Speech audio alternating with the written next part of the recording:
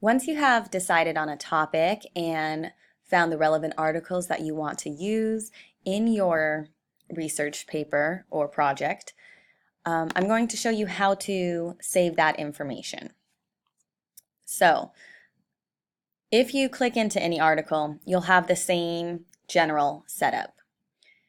And right underneath the title, you're going to see these little icons. And there are different ways to save. So for example, if you click on this one, it's going to save it straight into your Google Drive. You can also email this article to yourself, or you can download it straight to your computer.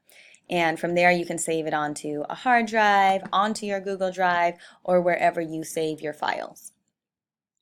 You can also highlight and annotate the important topics to you. So, for example, if I'm reading through and I come across a piece of information that I find really interesting, I can highlight it and write a note about it. So, right here where it says people who are over 65 were associated with sharing more articles from fake news producing domains on Facebook in 2016. And I'm going to highlight that because I find it interesting. So once I highlight that, I click on the word highlight and I can choose what color I want to highlight this in.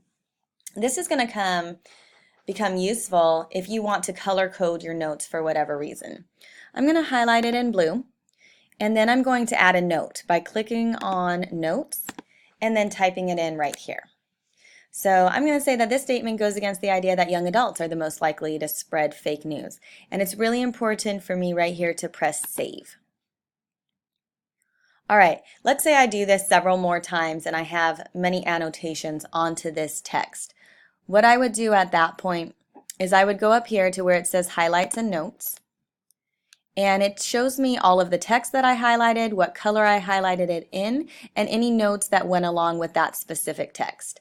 So I can view all the highlights and notes, and I can format them by MLA8 or APA, and then I can download them. So what I would do is I would click right here where it says download. It's going to give me a PDF, and if I open it, all of my annotations will be saved there. So we have the link to the article, we have the text, and we have my note that I added. And underneath that we have our bibliography in our MLA format like we requested.